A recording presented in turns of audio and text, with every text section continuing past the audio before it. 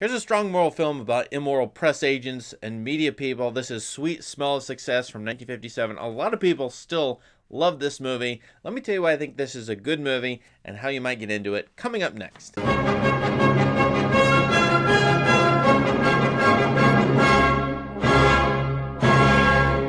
Sweet Smell of Success has a lot of tones and odors, if I can pun, on a lot of more modern fare. I note that the creators of Breaking Bad that named this one of their favorite movies. This movie looks a lot and feels a lot like Mad Men, the acclaimed TV series. And really, this is a world of seedy, big city politics, but in terms of media and show business. The movie stars both Tony Curtis and Burt Lancaster. Curtis plays Sidney Falco, a press agent who represents musicians and artists and is trying to get gossip, rumors, and news of importance out into the press so that he and his clients can benefit from it. That's at least one big aspect of his job. Meanwhile, J.J. Hunsaker, played by Lancaster, is this ultra-powerful media mogul, a newspaper columnist. You might call him an influencer, as they would be today.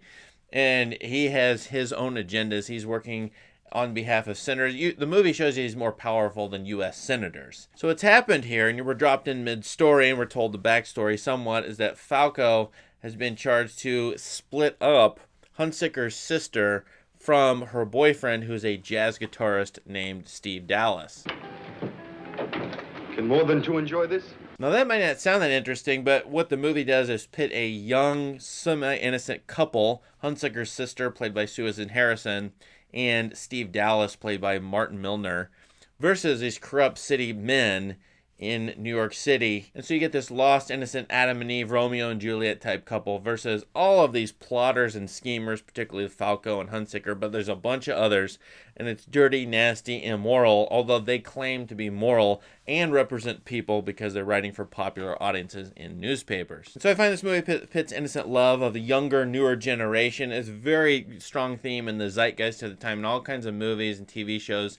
The defiant ones, the rebels. Here are the young couple, and they are, the champion as sort of heroic versus Falco, who says he's no hero. Well, I'm no hero. I'm nice to people where it pays me to be nice. Mr. Falco, let it be said at once. There's a man of 40 faces, not one. I love this movie because he's twisting truths around all over the place. He usually takes, when he's confronted with a lie, and he switches it all the way back on this other person and projects on them, says they're lying or they're mistaking things. It was a wonderful performance by Tony Curtis, who has such a positive image, in my mind at least, and it was in a number of good roles in Hollywood this time. Funny roles, good guy roles, but here he plays a really dirty press agent. Hunsaker, plays by Lancaster, has a positive public image. You see images of him on the sides of trucks. You see him in the newspaper column, but then you see the backside, the backstory, the underbelly of the city, and it's a very common theme here, which is image versus reality. We see the way people look, the way people appear, particularly in media, how they're mediated by media, versus, in most of the movie is this, the backroom dealings of the various people who are trying to get information out into the press, rumors, also trying to undermine people and throw them under the bus, as it were, ruin careers, for example. And Hunsaker has a ton of power. He's able to do this as a newspaperman. Think of today, it would be an influencer somewhere who has millions of subscribers or followers. Hunsaker is kind of like that sort of person. And the power and influence that they hold, the movie's about that, the morality that these people, or the immorality that they engage in. A couple other themes come up here. One is that the press, the media, the press agent, and the newspaperman versus these young musicians. Steve Dallas is an artist. He's a jazz guitarist. Interestingly, he's called using a traditional instrument in a progressive or modern form.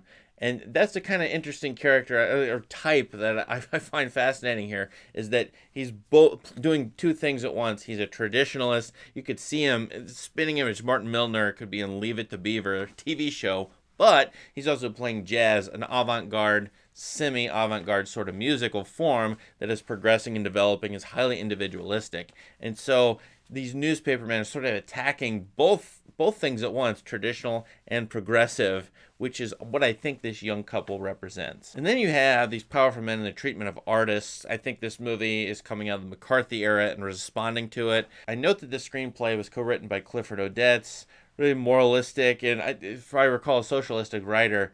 And this is really very strongly a moral play about these Iago type characters who are scheming and doing backroom dealings versus this younger couple who want to be in love with each other, but Falco and others keep interrupting them. Now, I mentioned Odette is a literary type, and this movie is one of the few I would strongly recommend you actually put subtitles on and read the lines, because there's so many great lines in the movie, most of which mask more serious issues.